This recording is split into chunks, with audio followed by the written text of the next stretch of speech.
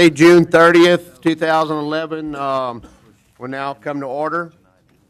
Madam Secretary, could you call the roll, please? Yes, sir. Mr. Antoine? Here. Ryan is out of town. Mr. Clement? Here. Mr. Collins? Here. Mr. Farnum? Here. Griffin? Present. Guidry? Here. Mr. Landry? Dr. Mackey? Present. Mr. McMillan? Here. Mr. Scott? Here. Mr. Bell? Here. Mr. Size? Present. Mr. Trimmy? Here. And Chairman Stelling. Here. You have a quorum. Thank you. Item number 3, receive report and recommendations from staff regarding the evaluation of responses to the request for proposals for residential solid waste collection and disposal beginning in 2012. Need a motion? Move to discuss. Second. I have a motion and a second. Mr. Beam. Thank you, Mr. Stelly. What I'd like to do is just give a little bit of an overview of where we've been, kind of catch everybody up on this process, and then we will walk through with you. Alan will lead us through the details of the recommendation, but we do have the review panel has completed its report, and we do have a recommendation for you this evening.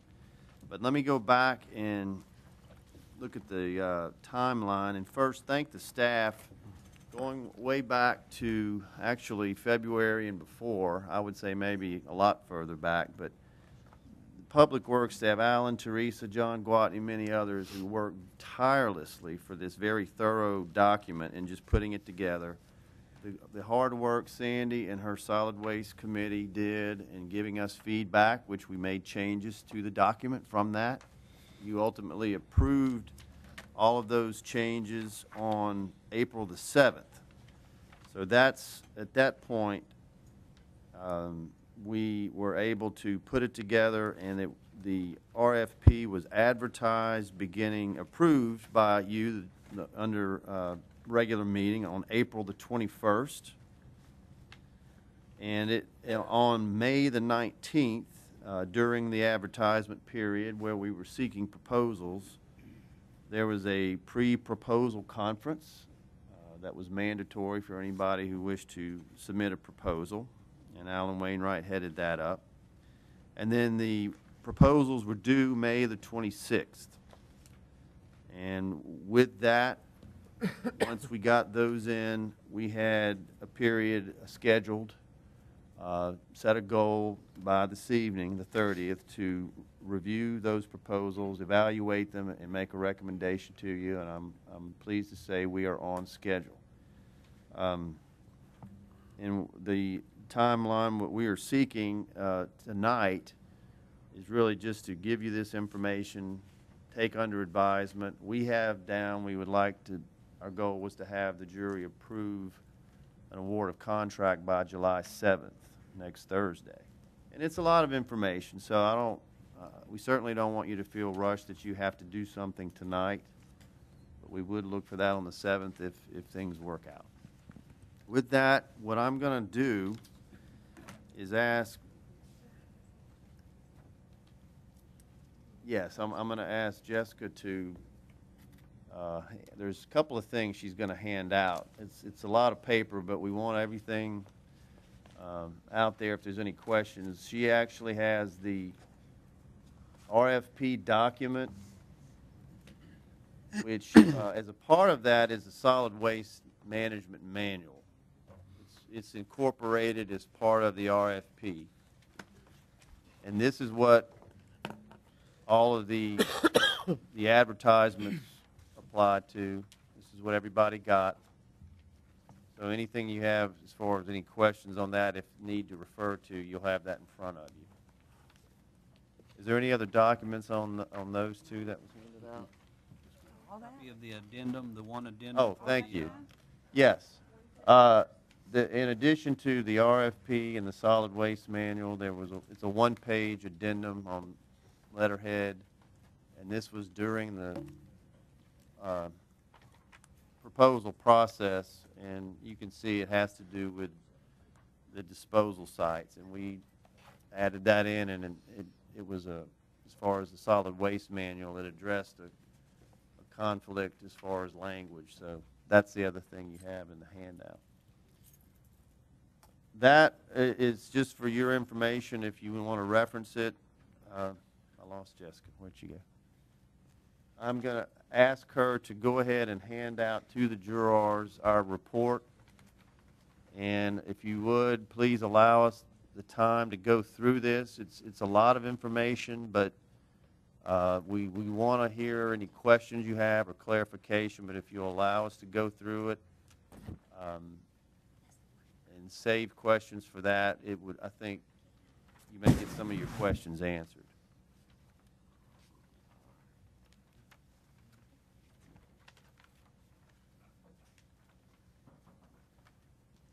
While Jessica's handing those out, the reminder that the current contract for solid waste is good through the end of this year, our current one. So whatever comes out of this process would begin in January of 2012.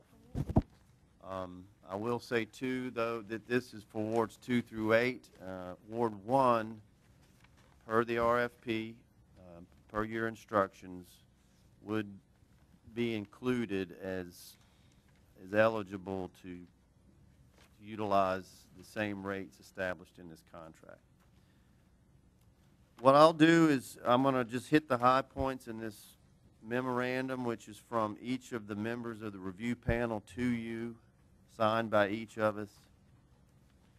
And I'll turn it over to Alan to go over the details of the proposal that from the companies that were evaluated. In looking at the second paragraph, let me quickly go through who submitted responses. We actually had 4 companies: Waste Management of Louisiana, SDT Waste and Debris Services, IESI Louisiana, and Allied Waste. Let me start with Allied Waste first. They sent in an envelope that didn't have a contractor number on it. It had their insignia, but it was returned because that's what you have to do with what's called non-responsive. But it was one sheet, and the representative from that company contacted Alan and said it was that, but that is an official response. But they basically did not put in a proposal. So let me just want to clarify that. IESI Louisiana was deemed non-responsive as well, and that is for not meeting the Louisiana contractor's license requirements that was specified in the RFP documents and the advertisement. We notified the company of this by letter on June 6th. You received a copy at that time. It is also attached in your packet. And again, if there's any questions on that later, we can address it. I did have a question, but I can wait till later. It doesn't matter. And it's up to you. Well, I'd like to go ahead and cover everything. I don't want to get too far off, and we'll take any questions that you have on any part of this process. Welcome. So the result of that, the companies remaining for evaluation were Waste Management and SDT. Now, what happened at this point, now this would have been after May the 26th, the deadline. We were made aware early June, I think around the 6th, that the purchase of all of the assets of SDT and membership interest in SDT Waste and Debris, which they were legally were two entities, but let's just call them SDT, were purchased by IESI, Louisiana. This transaction was confirmed as taking place on June the 1st. Now, what happened is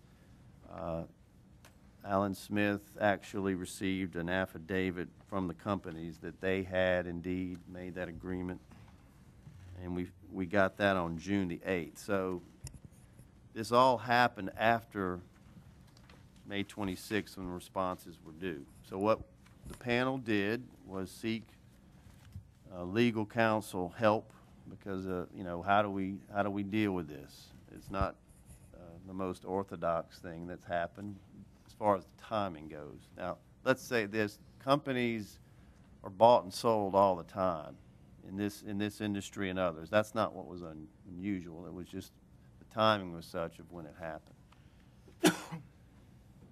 Alan performed his research on this, and by the way, he's still recovering from some surgery, so we appreciate your thoughts for him. But Eric has done a good job. He's kept up well with this, and he is well versed in all of this. We sought legal assistance from Alan on this, and he did his research, including contacting the Attorney General's office and spoke with the head of the civil section, because we wanted to make sure we followed what was appropriate by law. And it was very clear, and this was Alan's legal opinion as well as he got confirmation of that the proposals submitted by the deadline must be evaluated as they stood at that time without alteration. Therefore, his recommendation to the panel was to evaluate the proposals of Waste Management and SDT that were submitted by May 26th. That's a very firm position in law that you have to evaluate responses to RFPs or bids, in case of bids, at the time of the deadline. You cannot look beyond that and make any sort of interpretations based on what may happen in the future. So that was our marching orders.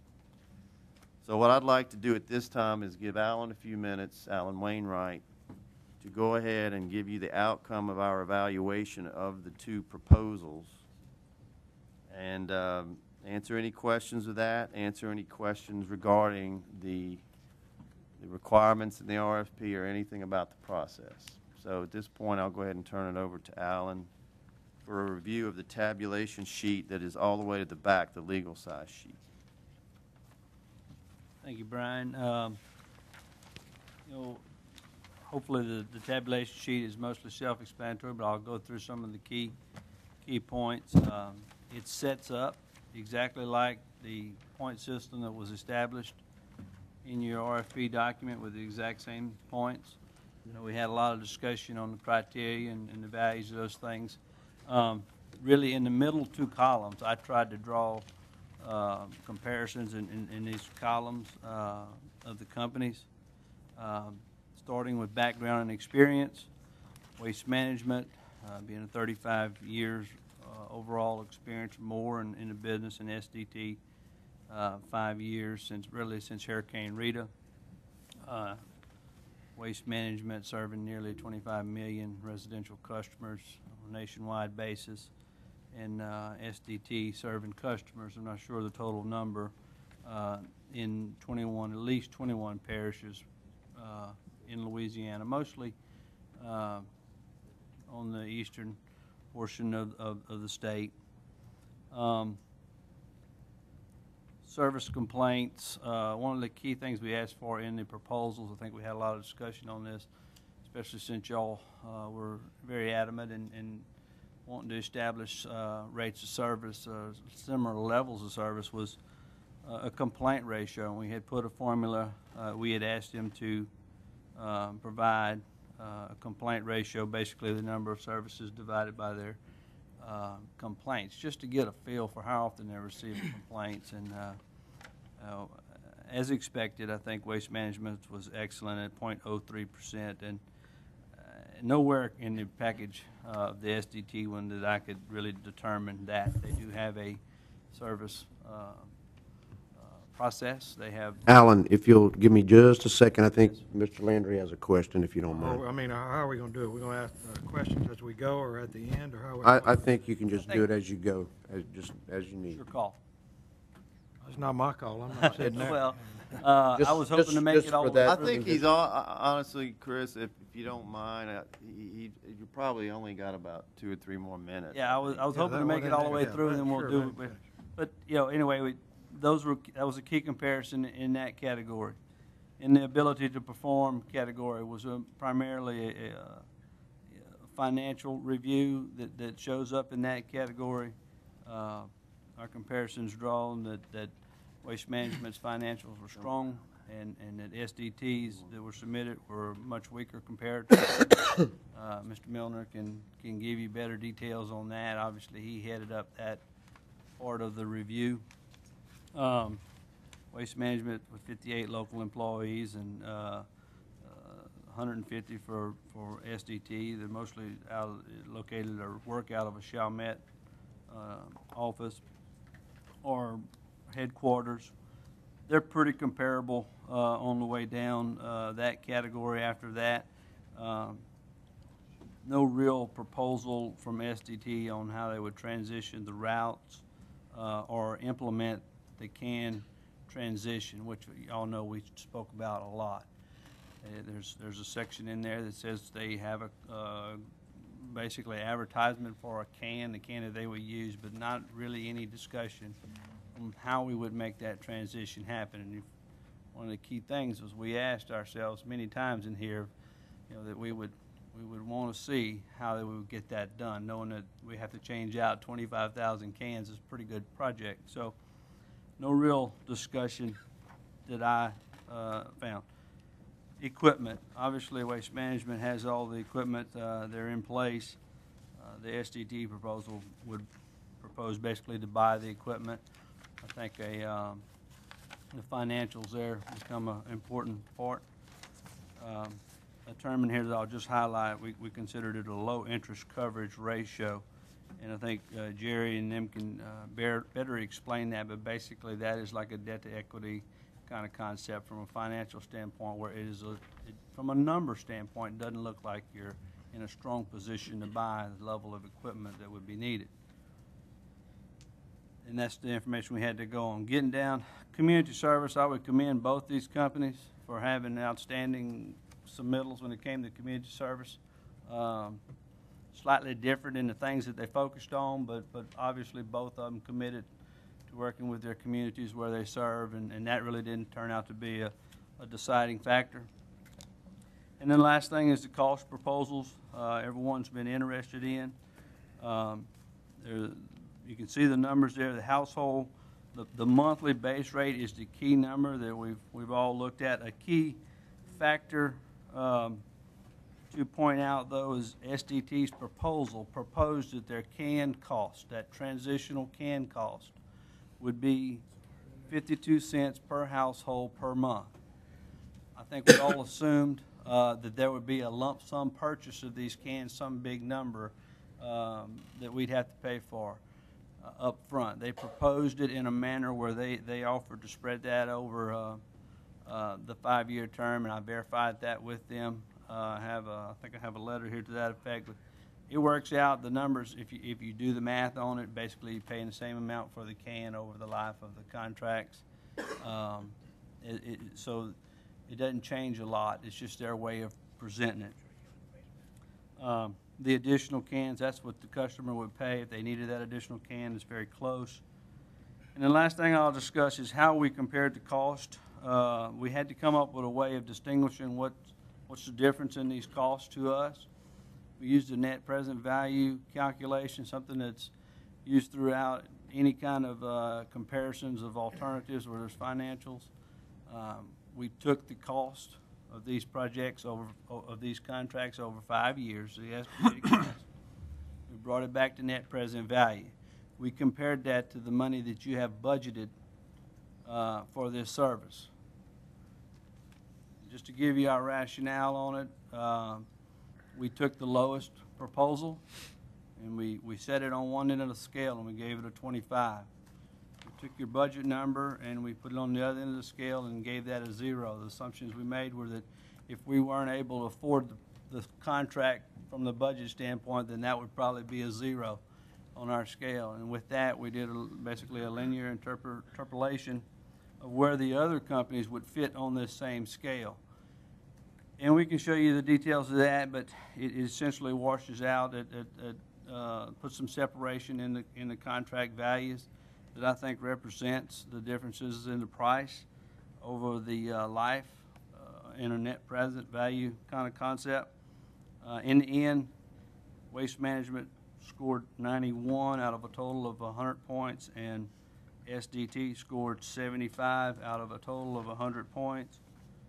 I think, obviously, we are recommending that Waste Management be selected for the contract, and I don't know if, Brian, you want to pick it up at this point, or if you want me to say a few more, continue on, but that is the panel's recommendation, that you go with the Waste Management contract. It does save an estimated $2.2 million over the first 5-year term of the contract at those numbers. We've enjoyed 18 years of good service. We would not have to go through a transition phase of this contract. And in evaluating all the things, we recognize that SDD put in a lower bid proposal price, but it did not overcome or outweigh the total level of service and things that we were looking for in the package to overturn that difference in our minds. And with that, we can start taking any questions or get any other. Mr. Landry. Like. Thank you, Mr. Chairman. My questions, I'll just stick to one section at a time. In section 1 on the background and experience, short financial history, Mr. Milner, I mean, what is short? Well, I mean, they have not been around as long, of course, as the. But short to you may not mean the same thing to me. 5 years is short, 10 years? Well, How far back did the financial information go? we asked for 5 years. We've got 5 years. But when you look at the crux of well, I was looking at the financial strength of one company is substantially stronger than the other company. So Surely. to me, the One's risk, publicly held and one's one's not. and one of them has substantial equity, which the other one, comparatively speaking, substantially more equity. In other words, less risk as far as ability to, acquire assets in the future, such as, trucks, et cetera, would be, one would have the ability, because of the net worth of that company. One of them has substantially more net worth. So a long financial history is longer than what? So they gave you 5 years. What was asked for? I think 5 years was asked. Yes, sir. So they've been in business how long? Evidently more than 5 years. Yes, sir. I really wasn't, I was looking at the current financial statements. SD, So not so much go ahead. you asked a question, they've been in business for how long? That was one of the questions. SDT, the waste company, I think that company itself is another real estate or something like that, was in business prior to Hurricane Rita, is when it really transitioned itself to a solid waste So company. 6 years? Yeah, according to the numbers that that were in the books they provided, it's really over 5 years, not quite 6. Okay. So it's more the debt to equity. If you want me to go exactly, give you some numbers for example. Well, go ahead. Okay. One of them at the end of 2009, SDT had about $5,286,000 worth of equity, and that dropped down to $3,838,000 at the end of 2010, which they have withdrawal. I guess they only took a withdrawal about $1,700,000. When you look at the equity of Waste Management, you're $6,591,000,000. Right. So you're above them about $6,587,000,000. A difference in equity. Their current ratio, their current liabilities to their assets of SDT is about 53%. In other words, they had about half of the assets to cover twice as many current liabilities as had current assets. Right. The ability of Waste Management was they had assets equal to their current liabilities, so they had a stronger ability to borrow additional monies as needed, because they had the current assets to cover their current liabilities, and the debt to equity ratio was also substantially better for waste management and STD. So they were just a much stronger financial position. When I looked at this, I look at the risk, the number of households, like we do in investments, I take no risk. I buy government agencies, I don't buy stock, so this was the same area. We're looking at 25, looking at the financials. I think the ability to perform is substantially greater with one company than the other. Right. And in each section, I noticed, you have a point, but you don't necessarily say how many points each bullet is worth.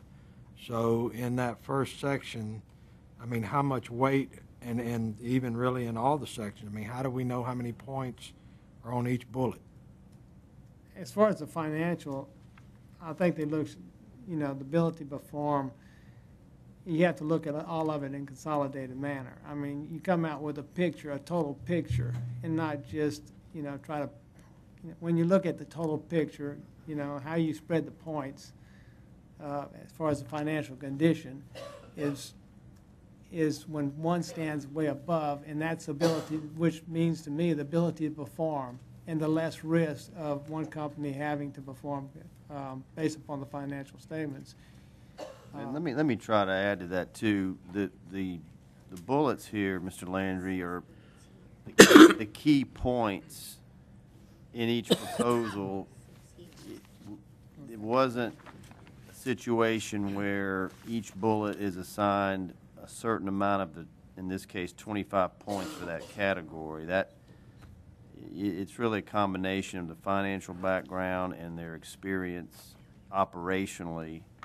And out of 25, these are the high points, I guess, if you want to call it that, as far as how do you come to those decisions. And those, I mean, we'll probably put another 5 bullets, but those are it gets to be where it's detail that's not really useful. These are the main points. I just like to read something and be able to follow it and know exactly, okay, I see where you got your points from. Same section at the end.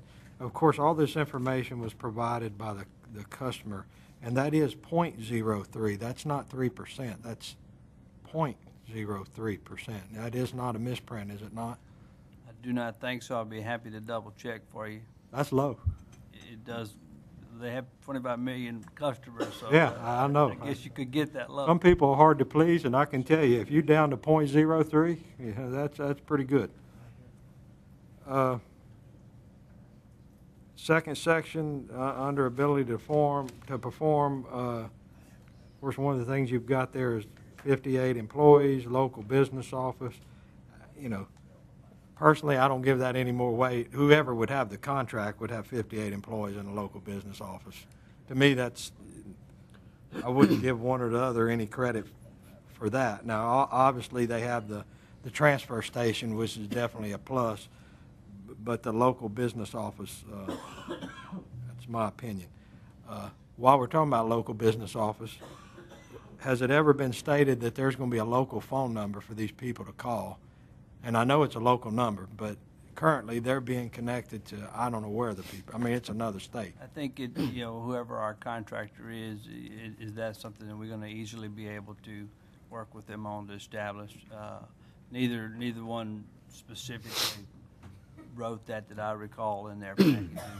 And we did Waste not. management is what it is, and SAP is more or less an automated system. It seems really sophisticated in what they explained about it. But it is a call center that at this point would be, it sounded like out of the Chalmette office, just like, I guess they could have something here. We did not answer the question I think you're asking. We did not require that they put a local office on the ground here with a number to call per se. I think that's something that we agreed we would work out with whoever selected. So hopefully they'll do that, but they don't have to. I mean, it's not in the contract. I don't think, I agreed. Yes, sir. That's not good. Say yes. People like to talk to someone locally. I agree. They don't like to talk to someone in Pennsylvania to tell them that their trash didn't get picked up in Lake Charles, Louisiana. Yes, sir. I mean, we can talk about it, and it would certainly seem like that should work, but for some reason it doesn't. Maybe it does 90% of the time, and I only hear about it, a small percentage of the time. But actually, I have more complaints about that than a lot of the other things. I assure you, whoever's selected, we will do our best to set that up for you, and I don't disagree with you one minute. And there again, I will state, I don't mind them calling me. Don't take it that way. They can call me anytime, but some people don't. They just want to call the phone number in the phone book. The equipment, of course, yes, they've got the equipment. And Mr. Milner, in that financial picture that you looked at of SDT, if they were awarded this contract, in your opinion, I'm sure that there would be a banking institution that would loan them the money to purchase that equipment, which would be backed up by the contract. Or do you don't agree with that? I'm not a banker, to be honest with you, but if I would be analyzing which one I'd rather loan the money to. No, I didn't ask you Okay, that. or if there's a risk that because right now, their debt ratios are higher than I would feel comfortable loaning money to. I would feel, and that would be a banker's question, but when the current liabilities, the current debt ratio is, I get debt to equity is 3.767. That's, to me, that's getting to be a little bit uncomfortable. If the owner if the equity position in 1 year was like $5,286,000, and then we withdrew $1,700,000, so it went down. His equity position went down $1,700,000 to about $3,838,000. Would I? If we'd left the money in, you'd been in a stronger financial position to borrow additional funds. And so I would think that would be taken into consideration when somebody goes to a bank. They'd be looking at your equity position and also your current liability position to see if the additional debt could be paid back. Their net income for 2010 was about $410,000, and 2009 was $143,000. So that doesn't, the profit compared, is not compared to $953 million and $994 million. The interest coverage. There was another point that was looked at, and it was the interest coverage ratio, which means the number of times you could pay your interest with your net income, was 1.55 times. In other words, with their net income, they could pay their interest on their debt 1.55 times, compared to waste management of 4.4 times. The industry standard would be about 2.5 to 2.9. So that is not a comfortable interest coverage ratio. If I'd be a lender, I would not be, that would be on each lender has their own considerations and how much risk they're willing to take. But it's not going in the right direction, in my opinion. But you're not a banker, so you can't say rather one way or another. But that's your opinion. Well, and I that's my respect that. professional opinion that if it'd be my money, I would be taking consideration. All right, the last section on the what rate are we paying right now? 16. 68, I believe. 1668. 16 what? 68. Okay. I got it right here. I just had to. So they're in at 1524 was what they came in at. And that's a savings of, I know you had it written in here somewhere, 2.2 million over 5 years. Over 5 years? It's a 5-year contract that y'all approved, and that's, so any of these calculations that we had to try to compare, we use that as their term. It's 1668. Okay. So, Mr. Milner, would you say that it was worth going out for bid? Oh, I think it's, anytime you get a better price, it's always a good, I mean, not, in my opinion, not only is it the right thing to do, but we've actually it's the right saved thing to money. do. It was productive, yes. Thank you, Mr. Chairman. Thank you, Mr. Landry. Mr. Guidry? Thank you, Mr. Chair. I guess this is for Alan. Let me ask, Alan, in the different rates that you gave us for background, ability to perform, equipment, community service, being that SDT was the company that was able to put a bid in, didn't they merge with another company? Or didn't they come together with another company that was also up for bids but didn't have the right? They were bought by Licensing. IESI Louisiana. Right.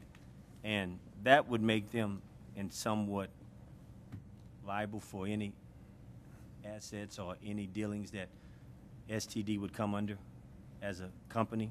That's not my understanding. Okay. So I guess what I'm trying to say is that the numbers that we're looking at, being that SDT has come under the ownership of another company, if not as large or as large as Waste Management, wouldn't these numbers be a little bit different, stating on what their background experience is, ability to perform, equipment?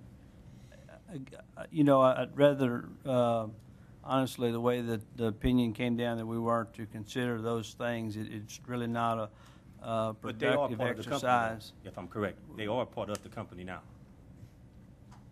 IESI owns SDT as we stand today, but that would not have been a productive exercise to make those considerations.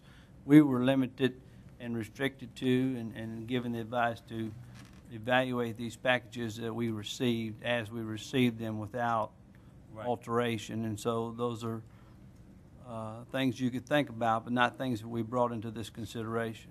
I think legal counsel, if you don't mind, Mr. Guidry, would like to. Go ahead. Essentially, you look at what it was on the date that it was submitted. Right, Okay, right. because that would be in violation of the request for proposal to begin with. I understand. If you allow them to come after the fact Right. and then change everything that the other people put in to be considered Right. at the time that they're going to be up for bid proposal. Right. But they were one of the companies that was up for the bid at the time It that was a didn't. my understanding was a non-response because they Right. didn't meet the specific requirements. So Of the that RFP. technically, I don't think that they did have a bid in the process. No, they didn't, but they were one of the companies that was looking to put a bid in but didn't meet the criteria Correct. of what the RFP stated. Yes, Am I that's correct? my understanding. Right. So I guess what I'm saying is that I'm a little bit confused as to say what these numbers are when really SDT doesn't stand alone at this point. But we're not supposed to consider that. That is something that was, you're going to violate the request for proposal guidelines because when you bid it out, you had specific requirements as to how they were going to be evaluated. Right. And now what you're doing after the fact is you're not being consistent with the way you were going to evaluate. Right. I understand. And so you can't do that. It's That's- just. That's outside the Right. scope of what you should be looking at. Okay. It's just, I guess that's what I'm having a hard time with because of the fact that a lot of what I'm looking at in front of me is really not consistent or truthful with what this company would be operating under if they would have gotten the opportunity Well, fairly to be looked at as a company has merged with another company.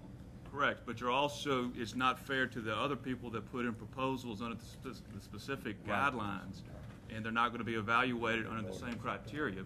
You've already bid it out, you've advertised it, and you have to stick with what you bid it out as. I understand. I'm just having a hard time with that. I understand? Let having me a real just hard time with interject that this situation was cast upon us, cast upon you. It was not of your creation, not meaning the circumstances. And so we have to follow the law. I And understand. I think Eric put it very well, but that was something that was not created by you. The RFP was clear, and with Right. the law requires that. That's all I have for now, Chair. Mr. Andrews. Thank you, Mr. Chairman. Very simple point of clarification on the very bottom, Yes, sir. on the left. Transitional cans 0.00, on the right 0.52 per household. Yes, sir. Explain that, qualify why there's a different price, $14.23 and then Yes. 52 cents below that. Well, the zero for waste managers, because they would be in place, obviously, and they would have no transition, so that's a legitimate number for them. I know I did, and I think it may be safe to assume that most others thought that in the transitional cans, we talked about it a lot, the police jury would buy that first can for all the existing customers. We talked about that being roughly 25,000 cans out there, plus or minus. I assumed that we would get a bid price on that, a per can bid price in some range of $60, $65, and that we would buy those 25,000 cans in one lump sum purchase right after the contract was awarded, so they could be put in place so that the service could take place if there was a transition. The way they proposed it threw me for a loop. It was not something that we disqualified their proposal on, but they chose to take that lump sum cost and just divide it by, actually in reality they divided it by 10 years of service per month. And if you do the math on that, it comes out to 52 cents per household per month. And I talked to Mr. Torres himself on this, and he validated that that's how they had done it. He gave me a solid number if I wanted the number, but I told him we would accept it like this. In reality, he was taking a business risk by doing it that way, but it was something that was acceptable, and we were able to compare the numbers. If you take 52 cents times 12 months times 25,000 customers, that really comes out to a price for a can of about $30-something, $32. If you do it for 10 years, that's about $64. So that's just how he put it down, and we accepted it.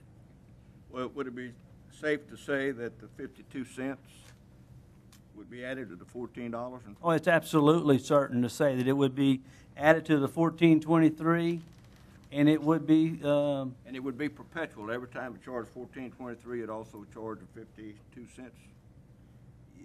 Not a one-time charge. No, sir. It would be every household that gets served every month for the life of the contract. That's how he proposed it. And again, if you do the math on that, it still comes out to about the same price of the can, but it does put their actual value, the number that's in their letter at, in our letter, at, I'm sorry, their total value at $14.75. Yeah. Well, it's really irrelevant, but it was kind of confusing to me why you would have a price and then another one right underneath instead of one lump sum. Excuse me, let me try to address that, Mr. Andrew Pont. You'll recall during the process, the RFP development and the Solid Waste Committee, the issue came up about, I think, the apples-to-apples question. In the contract you've had since 93, 92, it was a monthly rate, and it included the service with the first can. And there was a question about cans getting in the way of an evaluation. So that was actually per the committee's request, and I think evaluation is let's separate that out so that you can compare the two. That's why we did it that way. But you do have to add those two together, but there was a basis for separation. That's the way they submitted it. Yes, sir. Yeah, and we were okay with that, but you would add it together to get what the real cost. Okay. Thank you, Mr. Chairman. I yield. Mr. Farnham. Thank you, Mr. Chairman. Alan, they were required to submit a performance bond. Would you give us a quick rundown on what the purpose of a performance bond is? I guess I can if. Just a quick definition of what why the performance bond's required. Any contract that you have this kind of level of liability or for failure of the contract, you would post a bond like this in a situation where they could not come through. That bond would be there that you could call in to use that money if you would to pick up another contractor to go ahead and finish the performance that you required. I'm not a bond specialist, maybe someone here. That's good enough better an than me. explanation. The whole purpose is to protect the parish from them being a weaker company, per se, or perceived to be a weaker company. It puts everybody on the same playing field, that if you can't perform what's required of the contract, then it protects us to make a transition to another contractor, basically. And with that, the ability to perform, the sheer fact that we put that on them kind of negates a lot of this ability to perform evaluation in my mind. Another point is that these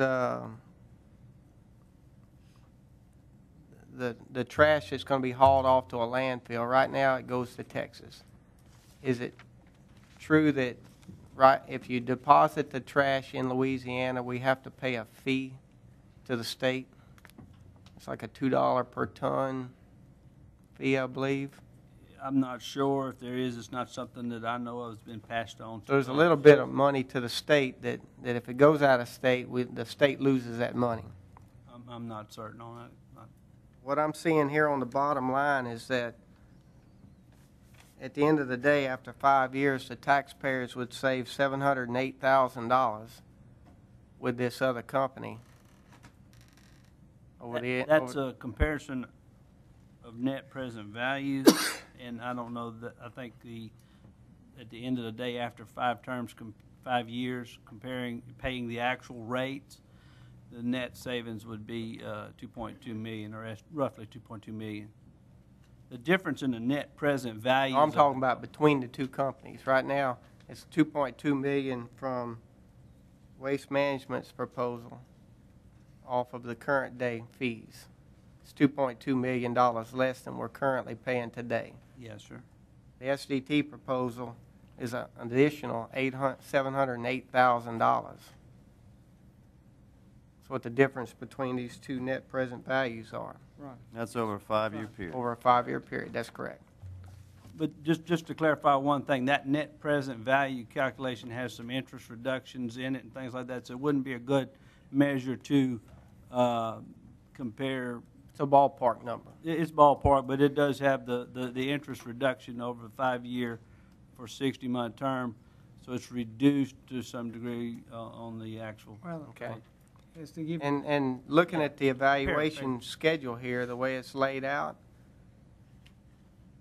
contract proposal could have come in $2 million less than what the lowest bid is today, and it wouldn't have made a darn bit of difference in the way it came out.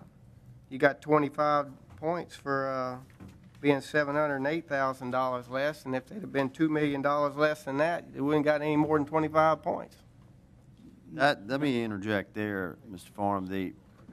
The point allocation of each of these was all discussed, hashed out, brought up, approved by the Solid Waste Committee in this body before this was ever sent out.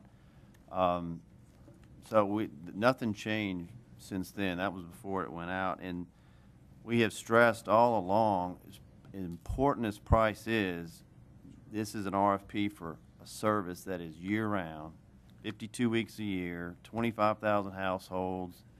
If you look at, I understand that fully, and but the cost, there is there is a very natural, I think, a human reaction to say what is the cheapest bid. But when you look at service over that, if the company that provides it, there's a cost if it's not done well, and that's kind of hidden because you don't see it. So. But we have a performance bond that covers us, But and we can terminate the contract if you- anytime we choose if they're not performing to the best of what our expectations are. We require a performance bond for any company who That's gets correct. that. If you have to go to that far, I'll be honest with you, you're in big trouble. Yeah, absolutely. Meaning it's very severe if you have to call that in. There's a lot of lesser things you do before you get to that. So I would not rely on that to cover any day-to-day deficiencies. That's a very drastic solution. And From where I'm sitting, about six or 7 months ago, we were cutting flips over not extending this contract for another year for the savings of $275,000. 318. $318,000. And now, we're willing to toss away $708,000 like it's nothing, with a potential of another $2.5 million in another scenario. The bottom line is I'm willing to field a whole lot of phone calls for a savings of $708,000 to the taxpayers of this parish. That's my feelings on it. Thank you, Mr. Chairman. Thank you, Mr. Farnum. Mrs. Trimmy. Thank you, Mr. Chairman. I just want to thank the committee as having the privilege to serve on the Solid Waste Committee as the chairman. As the chairman, I want to thank you for allowing me to serve. I thank Mr. Brain for appointing me. I didn't know all this was going to happen at that time, because I think he actually put me on it because it says solid waste and litter.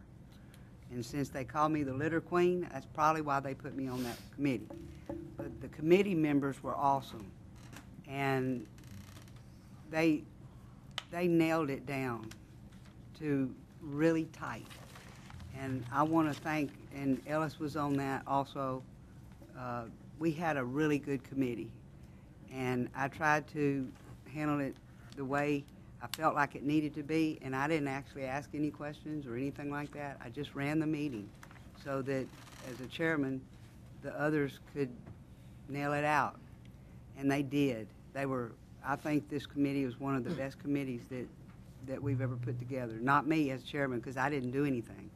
All I did was take names and give them the chance to speak. But they made great changes and great decisions, I think, in making our RFP what I think it is today. And one of the questions I would like to ask, and the reason that other questions, it seems to me, that are coming to us is because the Attorney General evidently has said, or according to our attorney, according to Alan Smith, that he spoke with the Attorney General's office. Is that correct? Correct. That you can't stop what you're doing. You got to move forward as it is today. And we had no control that IESI bought SDT in the middle of this, and so that can't be considered. But the question that I want to ask Brian is, explain to me the purpose of the license requirements in the RFP and why that was so critical. I'll actually defer to Alan. He can explain it well why those were put in there, and I believe very strongly they should be in there, but I'll let him go over that. Thank you, Mr. Chairman. A couple points, couple reasons. First, your solid waste management manual has called for a similar qualification of a state contractor's license for quite some time. We expanded upon that, and ultimately what happened was we called the state board to ask them. We told them the service that we were going to be in this contract, ask them for the most representative licenses that we should call for. They gave us the list of 4 that were ultimately put into our package. That being said, residential trash pickup is not required to have a license. We made that's pretty evident. However, in our past storms, in our past events where we've had to other things come up, and I think you all are familiar that in our contract we built in provisions in our RFP to ask for companies who were going to be willing to serve and participate and brought resources to other events that may take place, i.e. a hurricane or actually something much smaller like a small tornado I think we've all seen across the country. In that arena, in that area where the debris or where the trash flow, the flow would go from more or less standard residential trash to a mixed debris. is where we have run into some complications in the past where our contractor may not be, if we would have allowed our waste contractor to serve in that capacity, would not have been properly licensed to do that work for us. We wanted that option in this contract. What I wanted personally was that if we have a small tornado, for instance, unfortunately in some little isolated area, we don't want to engage our major debris contract. That's a very expensive contract and really designed to be used in a hurricane situation where you got large quantities of debris to deal with. I wanted to be able to engage your solid waste contractor to expedite getting things picked up, and I wanted companies that would want to participate in that. Further, for things a little smaller, maybe for trash bash type things, where we might collect some hazardous waste or something like that. I wanted to make sure we would be covered, to have a contractor who would be capable of helping us in those arenas to service that waste. That's what we explained to the state licensing board. And so they gave us the recommendations that we have. So we felt also one other thing, the licensing itself is a stamp of approval that you're, from a company standpoint, they do some similar checks and balances like when you get those licenses, so that you have processes in place that you're a viable company to do business in the state of Louisiana. So I think it's for a lot of things we ended up applying these licenses. Just to note, we did we checked with all the companies and tried our best to make sure this was not going to be the issue that it actually turned out to be. So that's our reasons, Ms. Trimmie. Thank you. That answers my question. Thank you. Mr. Landry. Thank you, Mr. Chairman. I guess before I get into this other stuff, more on that license. I mean, didn't y'all have more than one meeting with the vendors that were interested in turning in the RFP, and didn't this subject of this special license come up? And what happened was we had a company from out of town that was going to participate, perhaps. They were at least checking into it, and they asked us about it. That was about a week before our pre-proposal meeting. And we, at that point, decided to start checking with all the companies that we knew, had been to all your meetings already, and the companies that we knew, and had actually started RSVPing for your pre-proposal meeting to find out if they had the contracts, the licenses that we were requiring. And so we did check with every company, and we did check with IESI a couple times before the meeting. We actually discussed it at the meeting very specifically, the requirements and why. Basically, I just gave I gave them the same exact speech that I just gave you, why, that it would be required. And then we went on. After the meeting, we had one other phone call with IESI where they were still going to validate that they had a license. It never happened. Obviously, we received the packages later on the 26th, and the proper license was not on the package that they submitted. So it's unfortunate, but the law requires that we consider that bid non-responsive because of it. Thank you.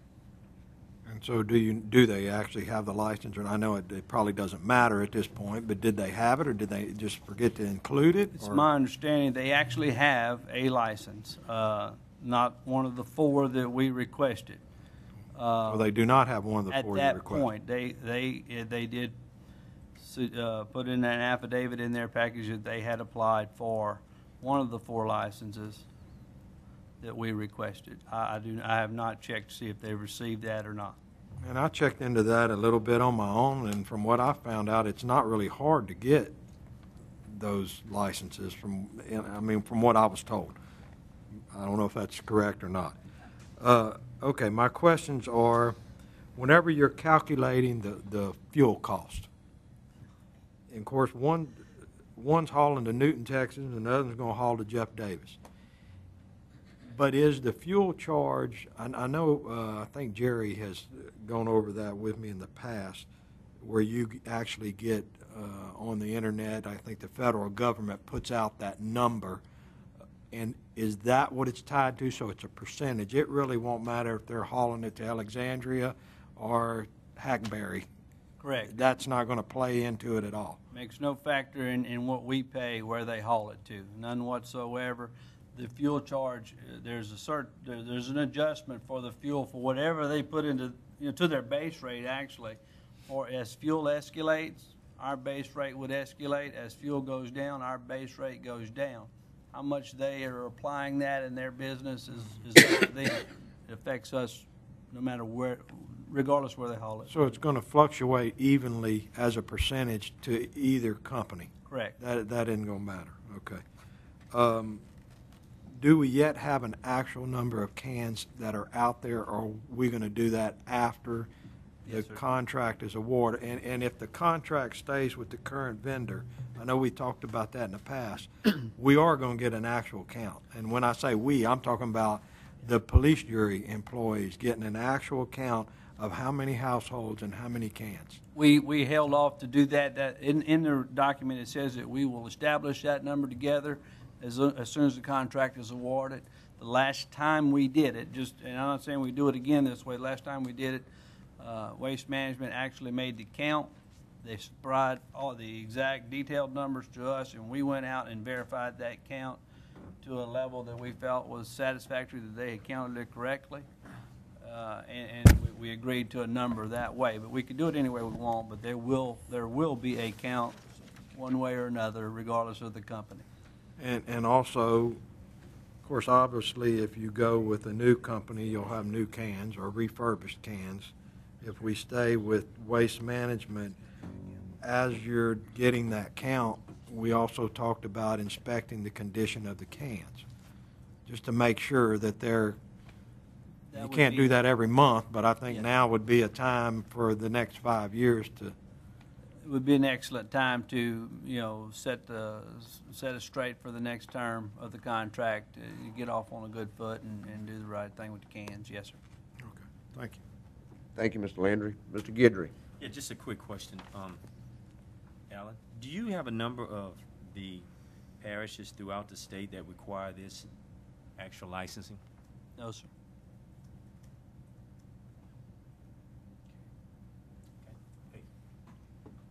Any other comments or questions by the jury? I have a speaker, Clay Richardson. Mr. Richardson, state your name and address for the record, please. My name's Clay Richardson with SDT Waste and Debris, IESI. I could speak all night to y'all right now about some of the questions y'all have asked and would love to sit out there and answer them. Yes, our company was purchased. The proposals submitted were submitted on that day. I know you can't go back looking the way they graded them, but as far as voting, this company's got more financial stability now than it ever had by us having our assets and our corporation purchased by ASI, the largest residential waste provider in the state of Louisiana. I mean, so, yeah, you can't judge the point system by, the financials that were turned in at that time. But from when you go to vote here, yeah, our company's definitely financially stable and is backed up by IESI. So I don't even think that's any kind of question that should be raised. Some people say this RFP that, certain things have been changed. You can, the can count or the can price that we put in at 52 cents wasn't exactly read how they wanted to read by nothing or their own and therefore. But you take our can, I lost my train of thought here. I'm looking at all my notes. Our can cost is not going to have a CPI added onto it for the term of this contract. The 52 cents that we put in by putting new cans at every resident, which we've looked throughout this parish. I've rode every road that we could before the term of this contract was coming up. And there's an astronomical number of cans that don't have wheels, bars, cracked and busted, that for them to put in a no number, like they're not going to have to replace a can, it's ridiculous. It really is. We will be using a landfill in this state of Louisiana. We won't be hauling it out of state of Louisiana. Therefore, we keep in revenue here in the state. We'll be purchasing new equipment here. Taxes will be going to Calcasieu Parish. I mean, there's so many different variables that I would like for y'all to ask questions so we can answer, because, I mean, there's just so many questions left unanswered. Ms. Sandy, your question about the number, we came here for a pre-bid meeting, and in that pre-bid meeting, we didn't specifically go over, you know, what exact type number or whatever. We went through and said the contractor's number, and it was in the RFP to put it in there. Our company put in a signed affidavit stating that they had applied for this in our packet, and it went to everybody in here, that we had applied, or I'm going to say in our company, for IESI. We put in a signed affidavit in that packet stating that we had applied for this license just like the RFP asked us to do so, or the solid waste manual said. One said that you could do it, and the other one didn't have anything about it. Do you have that, Alan? Which one said? One of them said that you could put in a signed affidavit to cover this number. Well, that's what we did. Well, now it's either the manual or do you know which one it's in, or can you? I believe what you're referring to is in the manual. The solid waste manual, and, you know, we were told, too, about the solid waste manual being this is the Lord of all lords from the Calcasieu Parish, is this solid waste manual. And that's what we had went by and put this number in. So, actually, after we did a merger and found out what their number was, I thought we were out of the ball game on the SDT number. And then we found out that they said it was going to be a non-responsive bid because of this number, and I think that's even false. If you take the IESI number over a 10-year period, you're looking at saving $6 million. I haven't asked you a question. You're just still talking. Okay. I haven't asked you one question. Okay, I'm sorry. Are you the executive? Are you the president or the CEO of SDT? Or do you have any influence over the executive or the CEO over IESI?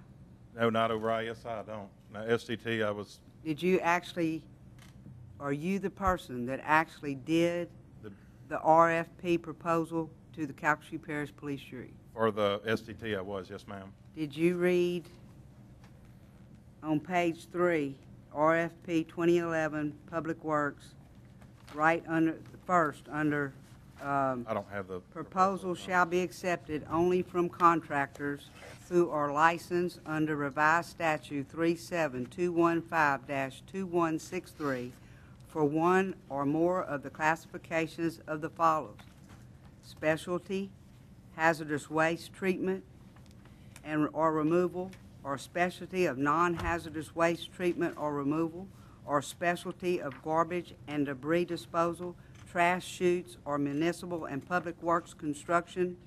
No proposal may be withdrawn for a period of 60 days after receipt of the proposal, except under the provisions of revised statute 382218. Did you read this proposal? Yes, ma'am.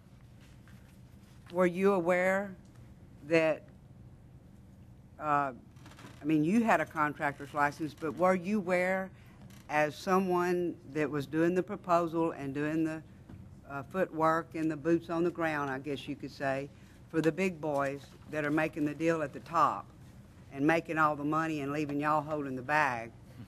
I mean, do you understand what I'm Yes, trying to ma'am. say? It's Yes, not, ma'am.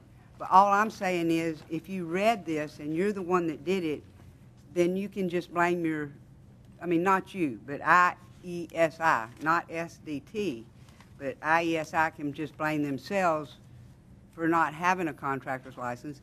And just, and I'm not bragging in any way, shape, or form, but my daddy was director of the State Contractors Board from 1961 until 1976. He brought it from nothing to what it is today, and wrote the rules and regulations, wrote the test, everything. And so I kind of was just like raised in it, you know. ma'am. I had to move to Baton Rouge so Dad could go to work, all right? And it's very important. It made a big difference in the state of Louisiana requiring contractor's license because it protects the public. It's a protection for the public. because they have to do a lot of things. They have to study. There's all kind of books. You have to, the test on just the state law alone is the hardest test that you'll ever take, even in college. Just the state law on contractors board. It's unbelievable. And the reason I know is because poor Butch took it. And he studied for months before he went up there and took it. And this was after Daddy was already gone. But what I'm saying is that these people here, that you not knowing what IESI and SDT was doing has left you in this position. Yes, ma'am. You had a contractor's license, but the people that own you now do not. The Attorney General said we cannot go backwards. They did not have it. We can't even look at it. That's our attorney and the Attorney General. So please understand that it's just the way it is. So nothing else you say has any relevance. Do you understand what I'm saying? Okay, I understand. Okay. As far as for the IESI side of it, I understand. They don't have that's it. Okay? Okay, Thanks. I understand. And as far as speaking for SDT though, I mean, you're still looking at a substantial amount of savings, and financially, yes, our company is stable, you know, and has the assets to do this job. So, I mean, if anybody has any questions or. Mr. Scott, you have the floor now. Mr. Wainwright, in our, this whole contractor license deal, the affidavit, all that, is there a way for them to file that affidavit? Tell me what's going on with that so we can, is it the mandatory, is it the manual, or is it the RFP that we're going by? Because one of the things we say in here is just cause we can stop anything we're doing in here. So tell me where we're at on that. It's absolutely the RFP document that is the primary lead document in this. That was made very clear. I hate to contradict Clay because I like Clay and we work together, but in reality it's made very clear, specifically at the pre-proposal meeting. I had both of those documents. I held them up, and I told them the RFP document is the primary document here.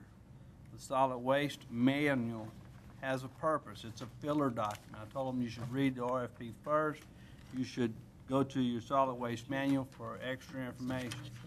There is a clause in there that says a sworn statement could be utilized.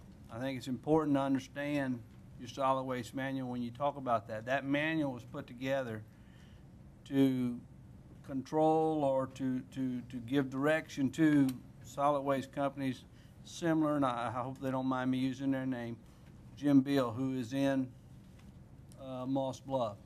Where they come in and they're providing a service. They didn't bid to go into Moss Bluff. They're just a company who wanted to come in and serve in the Moss Bluff area. We had to have rules for them to work under.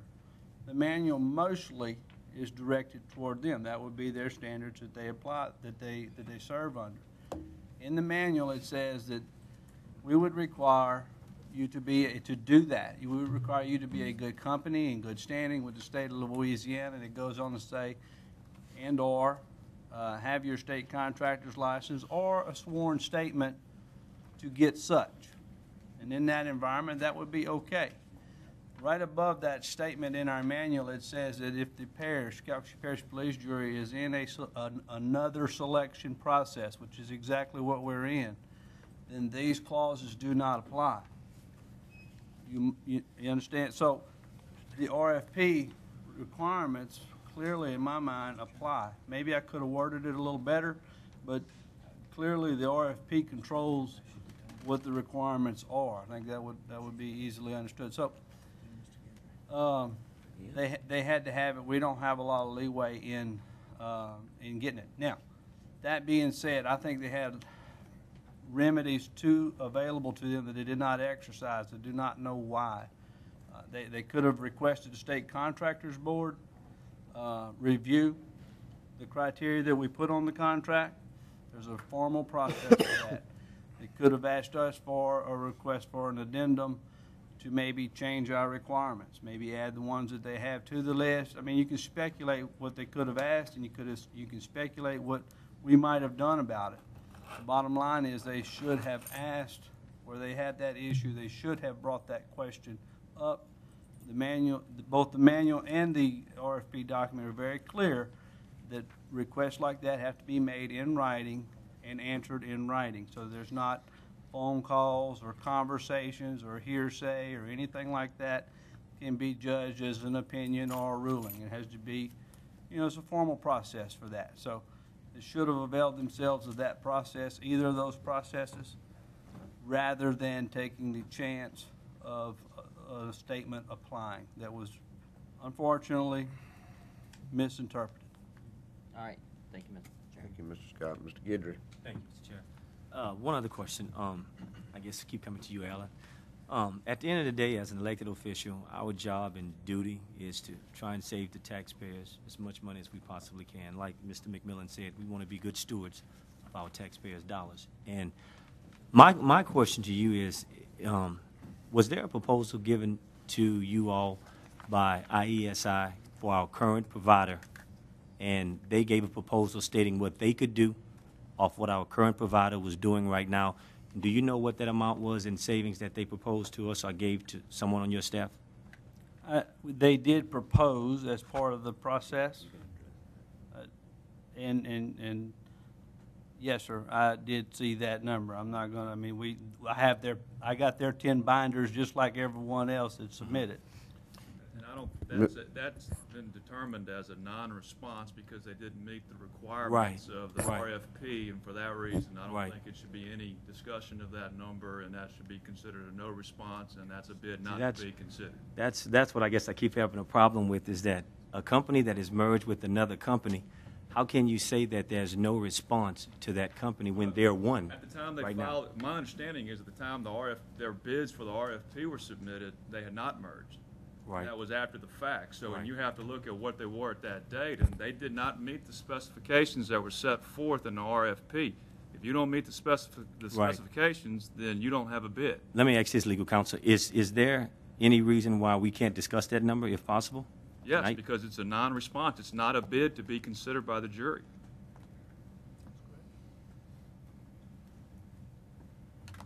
They did not meet the requirements of the RFP, and for that reason, they cannot be considered. I understand that. But them merging with another company, doesn't that make that company one? But we don't look at that. We look at what their position was at the date that they submitted their bid on the RFP. To do otherwise would violate the RFP in itself, because you set forth in the RFP what the criteria would be to evaluate the companies.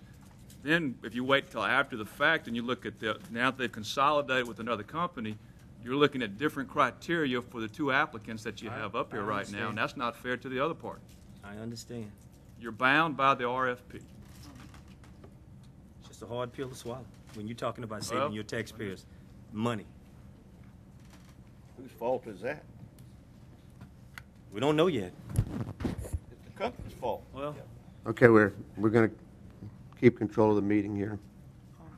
Does anyone else have any other comments or any questions for Mr. Richardson? I'm sorry, Mr. Spell.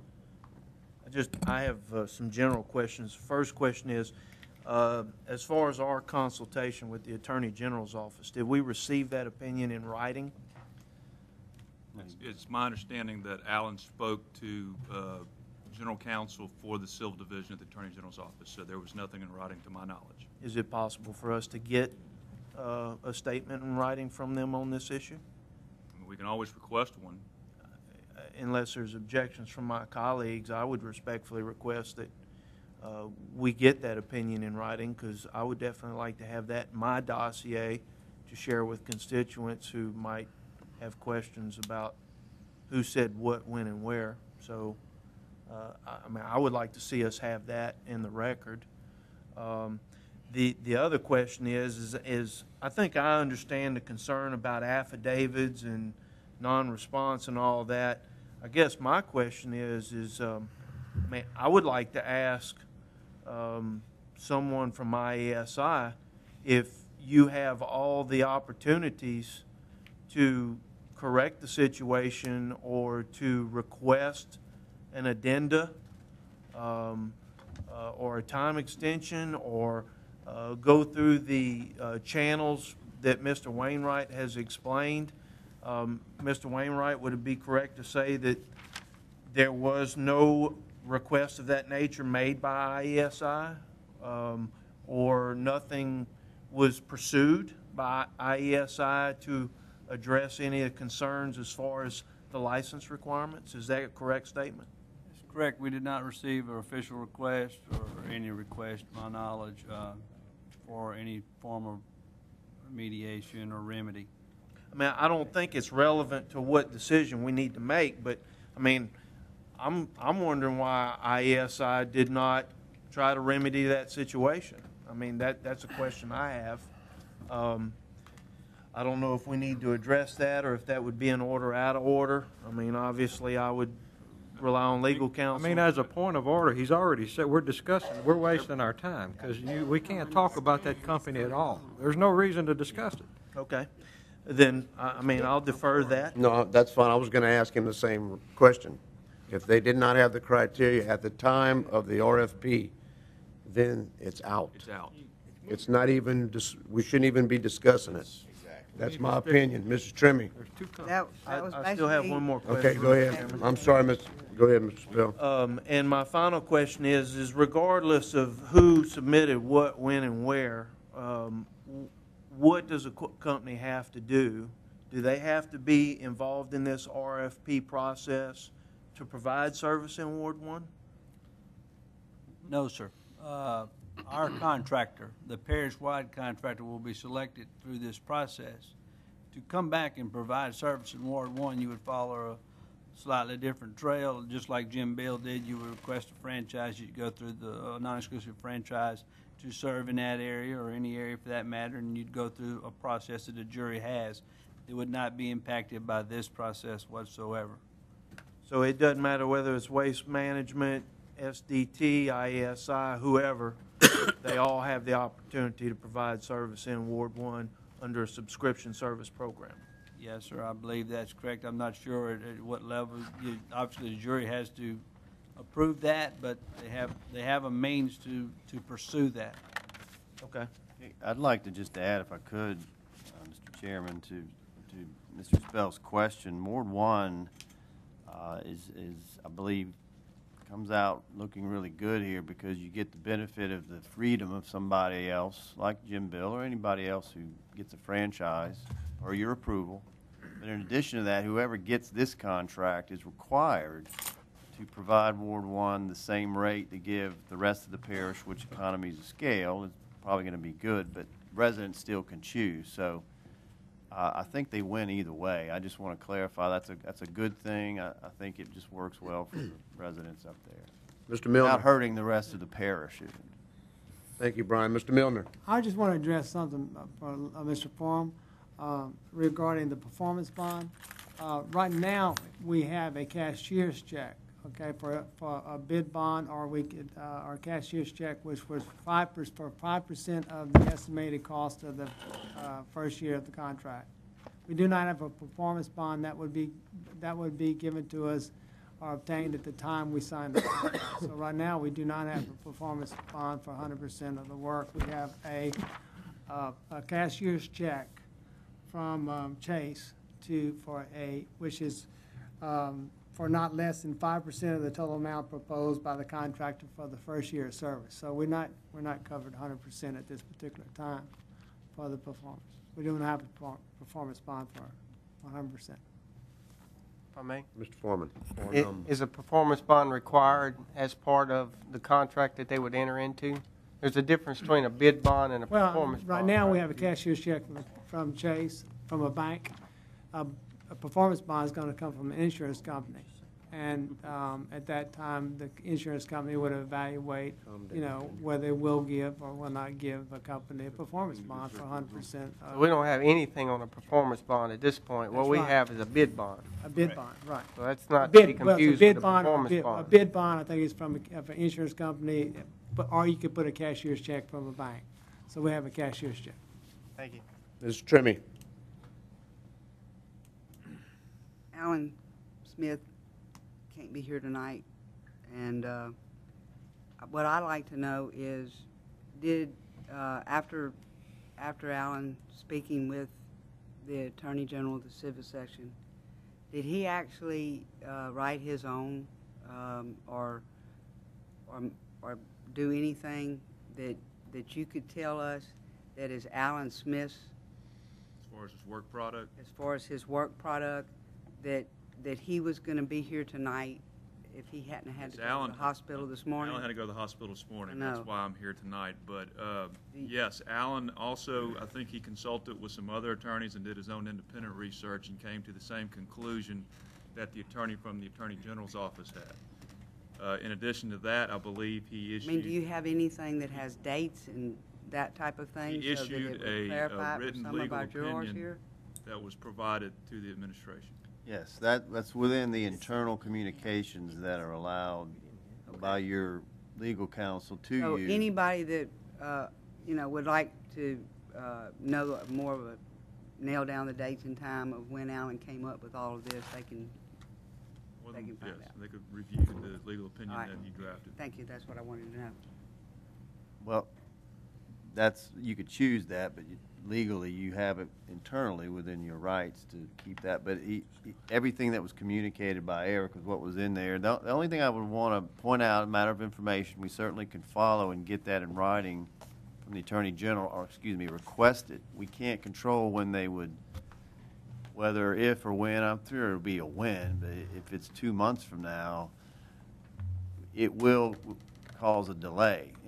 So he did that to, I think we've gone the extra mile every point in this process so that we cover ourselves. But Alan was very clear and comfortable, and Eric can speak to that. And we were all, I mean, this was not really honestly a new thing. We knew from, and y'all do from these before, where somebody doesn't follow requirements of an RFP or a bid, they are out. This is not unique. So we really felt pretty strongly, and Alan really didn't have any doubts, but we felt, why don't we go ahead and double check? And that's what he did. But to get it in writing, we can't control when that comes back. Timing is the only issue there. It may not come back by July 7th, next Thursday. But that's up to you. We will certainly ask if you want us to. Actually, Mrs. Trimley had the floor. Mr. Scott is next. Thank you. What I like to ask is, I don't really want to hold the process up because I think everything has been done right. I feel for the company that put in evidently a very good bid, but didn't follow all the rules.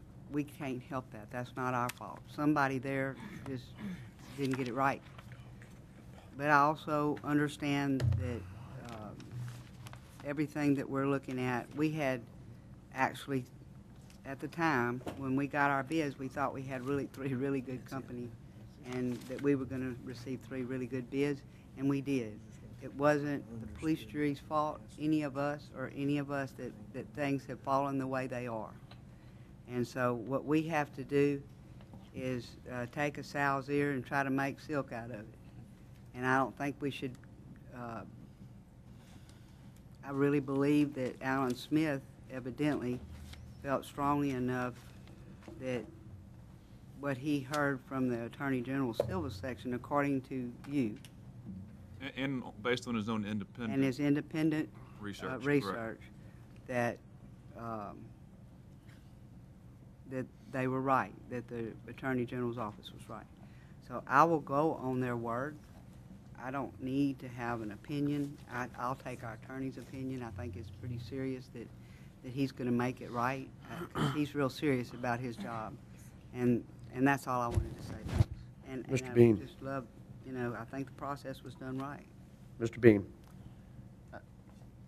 I just want to point out, in trying to look at the big picture on this, and y'all obviously have to decide what you're going to do, but bottom line in this, if you going, as far as the recommendation, savings of, give or take, somewhere in the neighborhood of a couple of $1 million from what you have now. It is, it is what it is, I think is what Sandy said on the requirements, and we deal with that, and you do every day of the year, but there's a lot of good news. The taxpayers in any situation here are going to save money from what we have today at the same level of service, which is substantial. Y'all required that they basically pick up everything. And I want to point that out, that was a good outcome. You asked for the RFP process, and it has provided a benefit no matter what you do. And that's a good news story, and it's a really good news story, I think. Thank you, Brian. Mr. Scott? Just throw it out there, surf a little bit. Do we have to take action on either one of these? I mean, just a question. You mean tonight? This was like no, even on July, as far as, do we have to accept one or the other of these two? These are proposals. They weren't a contract we were bidding out, or what? Just a question. I guess that's a legal question. No, you don't. All right. You have to do something between now and January 1st to make sure we have garbage collection, because the taxpayers approved a tax for that. How many people are being served in Ward 1 with the different trash and just? I believe it's about subscription? 6,100 households. So that's Is that about, correct, Yes, Alan? yeah, And I don't know the split. That's the number that we between the posted providers. so that's about 25% of the number we're looking at right now? Well, but that Or is it 25,000 25,000 separate does from not that? include Ward 1. Yeah, the 25,000 number that we've thrown around, it does not include That's water. Wards 2 through 8 unincorporated. So it's basically a fifth of that then. So right now we're saying that a fifth of the parish really, we're willing to let them pick up trash under any contractor's license that y'all approve, but the rest of the parish, we really want this. So is there a reason why we wouldn't require, if it's that important, why we're not requiring this even in Ward 1? Requiring what, Mr. This, Suppine? the license that you searched for and you found this to be the best suited for the parish. Why don't we use this in Ward 1 too? Why are we willing to take those 6,000, a fifth of the parish, and say, we'll do it this way for y'all? I think that's a good question, something we haven't really addressed. I think one thing we have covered, that post-award of this contract, there would be a renewal process for the franchises that exist in Ward 1 also. Really what we've done in your RFP document is expand upon a criteria that was already there. It called for a state contractor's license, it just didn't specify which one. I think that's a good question, something that could very well be considered at the times of those renewals also. Legally, in this RFP proposal, are we allowed to speak back and forth once we have these proposals to the two different bodies that we're using today, saying, okay, we understand you're doing this, what does it look like if you were to do this for us? Can we negotiate this process? I think at the point that you've selected and you're attempting to enter into the contract with a certain company, you can have some negotiations at that point, but I don't think we can bargain with all these companies right now and you know, try and work their proposals at this point. That would be prohibited. So I couldn't say, SDT, since you are IESI, some way, somehow, your number ought to reflect the number they gave us. I can't do that? No, sir. We can't do that? All right, just That would be my opinion, no, sir. That'd be my opinion also. I like to bargain, but yeah, thank you, Mr. Chairman. Mr. Farnham? Thank you. I keep coming back to this this point system, and looking at it, it looks like it was impossible, the way it's set up, for anybody to have beat the existing contractor. Because, say SDT's bid would come in and say, we're going to pick up your trash for free. We're not going to charge you a dime. They still would not have got the bid. I'd have to think about it for a second, but that would put them at 25 points. Which they already on one end got. on the scale, but that would also skew the scale to the point where anyone who had a bid would be to the other end of the scale. Actually, they would probably get zero, so I think it would alter the game. Again, we just had to have a way. I don't to see any way, distribute the points. it possibly could have changed the outcome of this. I guess we'd have to run the numbers, but I disagree, Mr. Farnham. Well, say not zero, but say they do it for $13 or $12.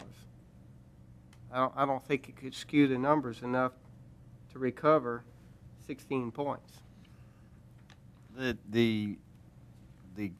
think, though, you're asking the wrong question. The issue you're bringing up has to do with how much you value cost as a percentage of the overall evaluation, not That's their exactly proposal. right. How heavy cost was weighted versus everything else. Looks That- like everything else carried much more weight than what the cost. That is why we asked the Solid Waste Committee to meet, and I think Sandy held 3 or 4 meetings. We thoroughly went through this. It was y'all's decision. It's your judgment, but to bring that up now has more to do with the RFP, not the submittal. Exactly, and I understand that, and it's my opinion. I'm not in favor of this, of the way this system was weighted out. I don't think it's exactly fair to everybody on the playing field. And the second comment I've got is, where was this $2 million savings last December when we gave them a 1-year extension with a possibility of a 2-year extension? That's just an observation of mine. Thank you. Thank you, Mr. Farnum. Mr. Sias. Thank you, Mr. Chairman. Mr. Farnum kind of touched the very last part of what I was going to say, but I do want to say that I've heard everybody, we talked about the RFP, and that we have to basically look at the companies at what they were at that particular time. And the only thing that does get me, like you're saying, is that when I look at the point system and I see the points that Waste Management got for being in the parish for 18 years and being in service, and then I also have the same question as to when you look at the economy, as how tough it is right now, and then you can get a bid that's over a period of time is $2 million less.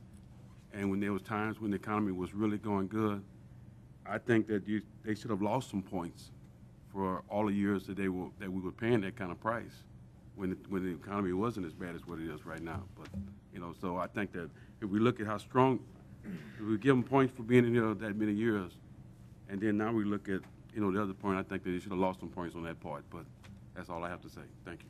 Thank you, Mr. Sias. Is there any other comments? Any questions? The report has been received. Call for question. Question's been called. Do I have a second? I have a second Got a on the motion on question. the floor?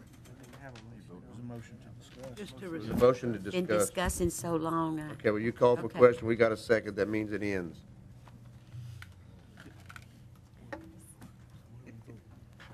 Any discussions end at this point? Can I just clarify Mr. Spell's request? We will ask if the Attorney General can accept. give a written opinion, but we will just report to you whether we got it by next week. Ma'am, Mr. Chairman? When I made that request, I was where y'all had no control over whether it was received. Again, what is important to me is that it's in the record. If it's in the record 2 months from now or next week, doesn't make me any difference. I just think it's important to have it in the record. Okay. That's all. And I very much value Mr. Smith's opinion, and I think you have done a wonderful job helping us out tonight. So my only concern is having it in the record. I would say move to receive report. Okay, that motion has already been made, and I need a will second. Okay, we received the report. Thank you. Item 4, consideration of making a recommendation with reference to authorizing the president of the police jury to execute the necessary documents for acquisition of right-of-way from Murtis Myers Mueller on Park Road in Ward 1. And I have a motion by Mr. Spell. Second. Second by Mr. Collins. Is there any discussion? Mr. McMillan? Any objection? Hearing none. Item 4 carries. Item 5, consideration of making a recommendation with reference to authorizing the president of the police jury to execute the necessary documents for right of passage servitude from Joshua Timberlands LLC for the future extension of Gillis Cutoff Road in Ward 1. Move. Second. I have a motion by Mr. Onderpont and a second by Mr. Spell. Is there any discussion? Any objection? Hearing none. Item 5 carries. Item 6, Move on 6. consideration of making a recommendation with reference to approval of a proposal for professional engineering services between the police jury and Longsaw Engineers Incorporated for the I-10 North Frontage Road project. I have a motion by Mr. Farnum and a second by Mrs. Griffin. Is there any objection, any discussion? Mr. Onderpump. Thank you, Mr. Chairman. Address Mr. Connors, please, Mr. Chairman. Is this a continuation of the original contract we had with Lee Longsaw? It's the next step. The first part of this was feasibility, and we kind of got to the point where we had nailed down the alignment. So this takes it into basically the final plan stage. So we're going from feasibility, we have the alignment, and now we're going into the final plan stage where we have the survey, which has been completed, and now I'm we're not going going to belabor it. You and I need to visit after the meeting. Okay, but this is putting together construction drawings at this point. Okay. For bid. Thank you, Mr. Chairman. Thank you, Mr. Underpump. Item 7, consideration of making a recommendation with reference to accepting the Lakeland Seven. Clearfield Second. Phase 1, Part 3 subdivision located off K. Daniel Drive. Have a motion by Mr. McMillan and a second by Mr. Spell. Is there any discussion, any objection? Hearing none, item 7 carries. Item 8, Move on to 8. consideration of making a recommendation with reference to accepting Highland Forest Part 2, Phase 3, Part C subdivision located off East Forest Road. I have a motion by Mrs. Griffin and a second by Mr. McMillan. Is there any objection? Any discussion first? Any objection? Hearing none, item 8 is carried. Item 9, consideration Move of on making 9. a recommendation with reference to accepting Southern Woods Estates Phase 3 subdivision located off of Southern Woods Drive. I have a motion by Mr. Sias and a second by Mrs. Griffin. Is there any discussion? Any objection? Hearing none, item 9 carries. Are there any other matters for consideration? I would ask for a motion to Move to adjourn. adjourn. We're adjourned.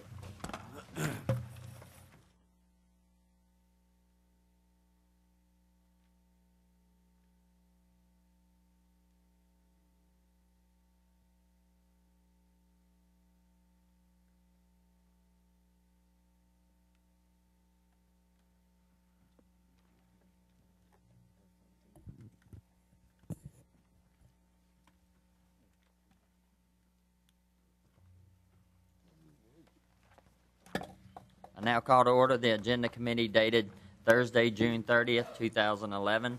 I now take a motion to pull items 21 to 38. I have a Second. motion by Mr. Guidry, a second by Mr. Spell. Any discussion? Motion carried.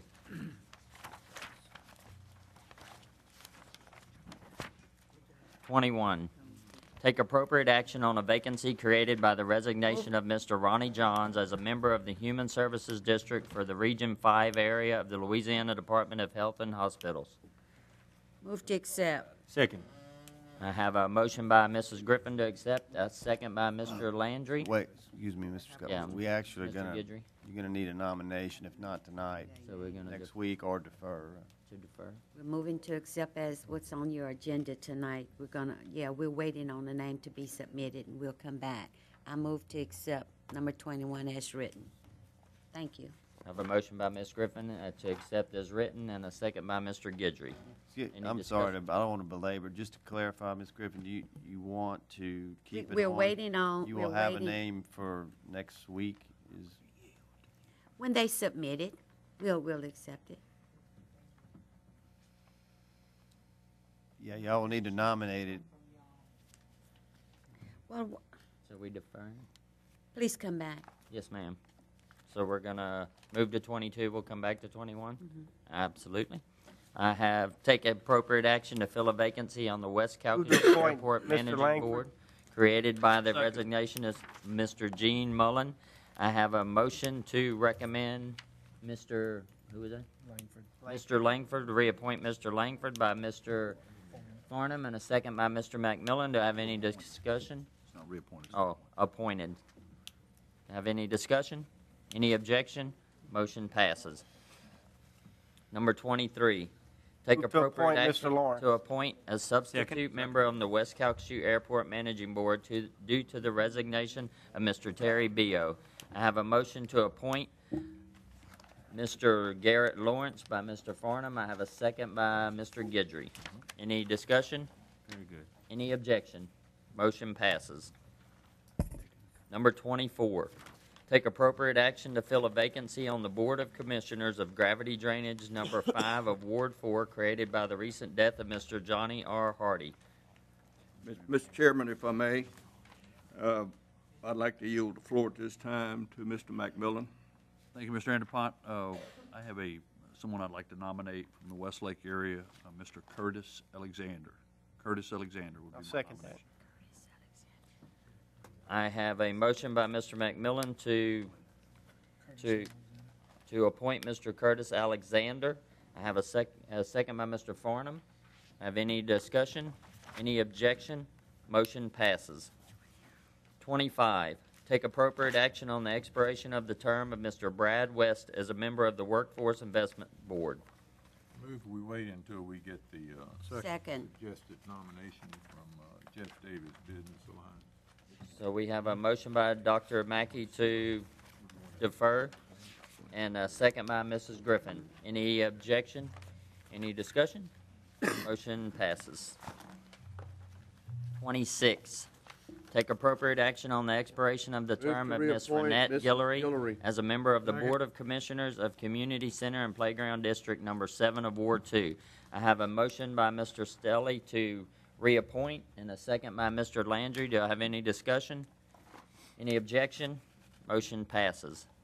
Number 27, Move to reappoint Kenny Ashworth. take appropriate action on the expiration of the term of Mr. Kenny Ashworth as a member of the Board of Commissioners of Community Center and District Playground District Number 5 of Ward 5. I have a motion to reappoint by Ms. Trimmy and a second by Mr. Landry. Do I have any discussion? Any objection?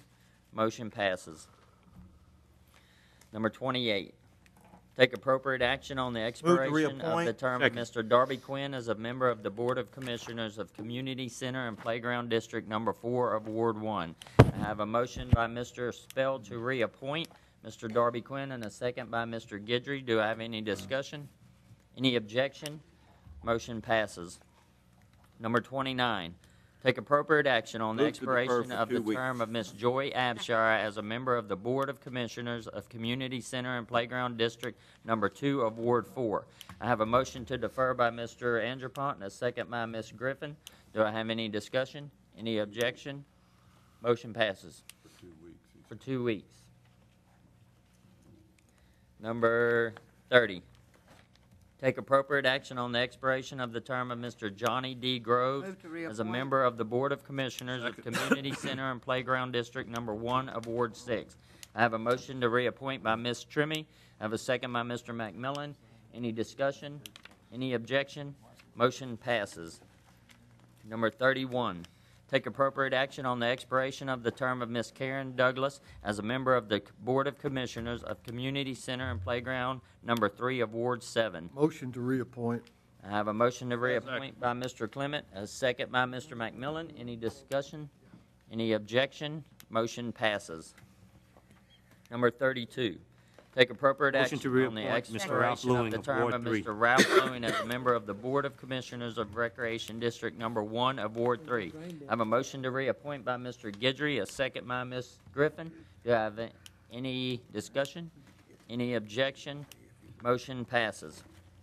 Number 33, take appropriate action on the expiration of the term of Mr. Dean Ford as a member of the Board of Commissioners of Waterworks District Number 12 of Ward 3.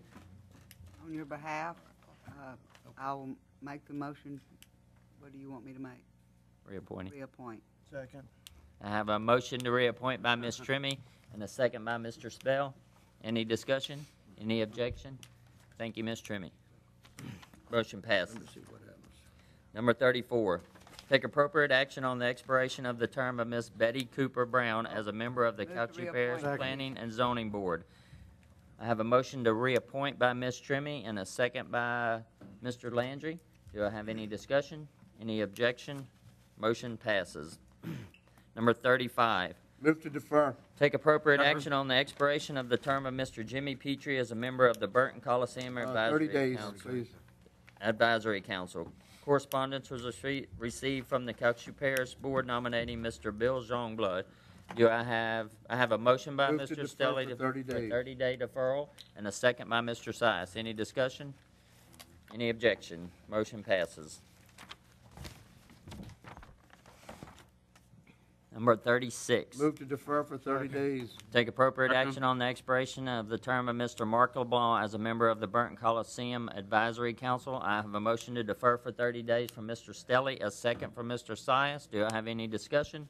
Any objection? Motion to defer passes. Number 37. Move to defer for 30 days. Take appropriate action on the expiration of the term of Mr. Mark Peterson as a member of the Burton Coliseum Advisory Council. I have a motion to defer by Mr. Stelly for 30 days, a second from Mr. Sias. Do I have any discussion? Any objection? Motion to defer passes. Number 38. Take appropriate action on the position currently Move held to on the appoint West Mr. Dave Calcasieu Aguilar Port, to fill Harbor, the and Terminal unexpired term. District Second. by Mr. Brent Clement. I have